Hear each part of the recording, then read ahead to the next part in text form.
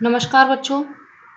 आज का विचार है, आप जैसे विचार करेंगे वैसे आप हो जाएंगे। अगर अपने आप को निर्बल मानेंगे तो आप निर्बल बन जाएंगे, और यदि जो आप अपने आप को समर्थ मानेंगे तो आप समर्थ बन जाएंगे। द्वारा स्वामी विवेकानंद जी।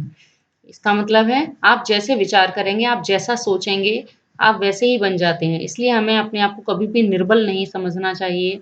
हमें अपने अंदर ताकत को महसूस करना चाहिए, अपने आप को ताकतवर बनाना चाहिए। ठीक है, कभी किसी के आगे हमें स्वयं को कमज़ोर महसूस नहीं करना है, क्योंकि यदि हम खुद को कमज़ोर और निर्बल, असहाय महसूस करेंगे, तो हम किसी भी कार्य को सफलतापूर्वक संपन्न नहीं कर पाएँगे। हम कार्य को करने से पहले ही हार मान लेंगे। इसलिए हमें अपने आप को समर्थ बनाना है, सबल बनाना है, और स्वयं को वैसा ही सोचना भी है। आज हम पढ़ते हैं तीसरा पाठ, डिजी भारतम अर्थात डिजिटल इंडिया। डिजी अर्थात डिजिटल, भारतम इंडिया। तो इसका पहला भाग हम देखते हैं डिजिटल इंडिया का। प्रस्तुतः पाठः डिजिटल इंडिया इत्यस्य मूलभावम् अधिकृत्य लिखितः निबंधात्मक पाठः अस्ति। प्रस्तुत जो पाठ है वो डिजिटल इंडिया, इस मूल भाव को लेकर के लिखा गया एक निबंधात्मक पाठ है। अस्मिन् पाठे वैज्ञानिक प्रगतिः तेषां पक्षाणां चर्चा अस्ति। अस्मिन् पाठे, इस पाठ में वैज्ञानिक प्रगति और उसके विभिन्न पक्षों की चर्चा है।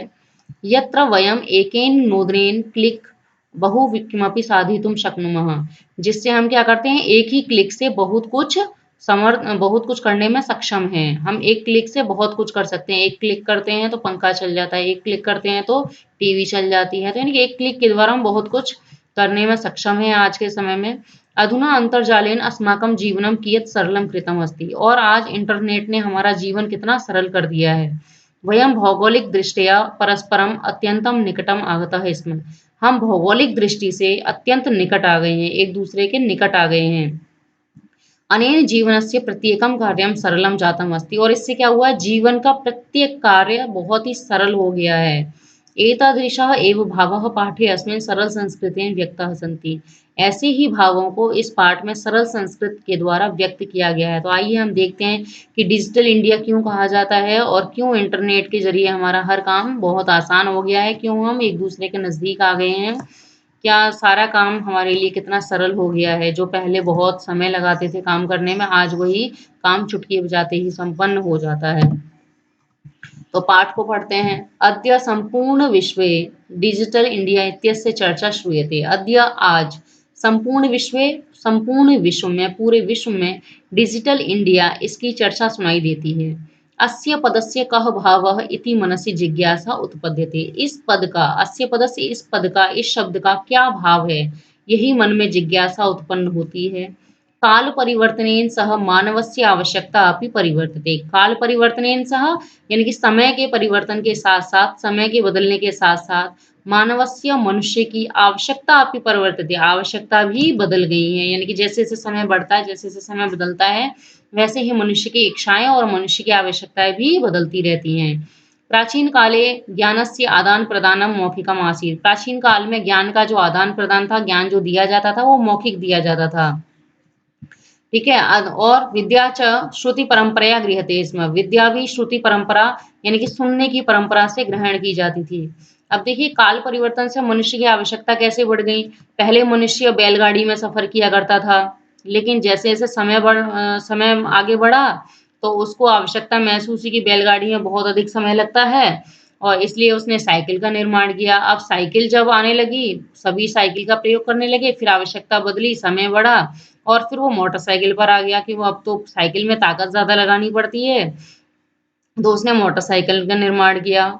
समय और आगे बढ़ा तो उसकी आवश्यकता बदली, और उसने कहा बारिश बारिश वगैरह में भीग जाते हैं मोटरसाइकिल से, कुछ ऐसा होना चाहिए जिससे कि बारिश से भी बचा जा सके और थोड़ा ज़्यादा समय और बचाया जा सके, तो कार का निर्माण किया गया। तो इस तरह से काल, यानी कि समय के बदलने के साथ-साथ मनुष्य की आवश्यकताएँ भी बदलती चली गई, चीज़ों का निर्माण होता गया।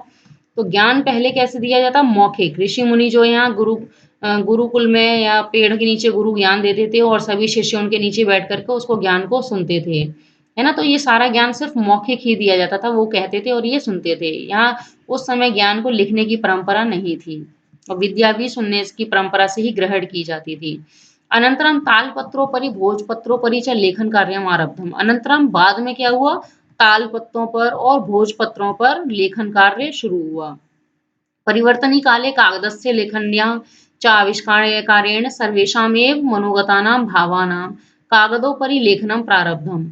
परिवर्तनी काले और समय के बदलने से कागदस्य लेखन्या कागज और लेखनी के आविष्कार से सर्वेषां मनोगतानां सभी ने अपने-अपने मनोगत अपने-अपने मन में उत्पन्न भावों को कागज पर लिखना शुरू कर दिया। यानी कि समय जब बदला आगे और समय नया आया तो कागज और लेखनी का आविष्कार भी कर दिया गया जिससे क्या हुआ लोगों ने अपने-अपने मन के भावों को कागज पर लिखना शुरू कर दिया।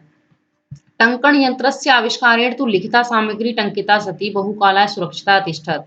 और टंकण यंत्रस्य यानी कि जो टाइपराइटर था, ये जो टाइपराइटर का निर्माण हुआ बाद में, इसके आविष्कार से क्या हुआ, जो लिखिता सामग्री थी, लिखी हुई जो सामग्री थी, उसको टंकित करके, उसको टाइप करके बहुत समय तक उसको सुरक्षित रखा जा सका, सुरक्षित उसको रखने लगे थे।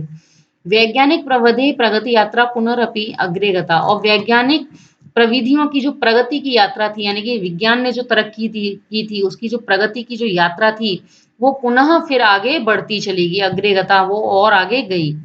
अद्य सर्वाणि कार्याणि संगणक नामकेन यंत्रेण साधितानि भवन्ति। अद्य आज क्या है, सर्वाणि कार्याणि सारे कार्य संगणक नामकेन यंत्रेण कंप्यूटर नामक यंत्र के द्वारा ही साधितानि भवन्ति संपन्न होते हैं। ये कंप्यूटर है, यानी कि आज क्या है, सारे कार्य कंप्यूटर नामक यंत्र के द्वारा ही संपन्न किए जाते हैं। समाचार पत्राणि पुस्तकानि च कंप्यूटर माध्यमेन पठ्यन्ते लिख्यन्ते स्म।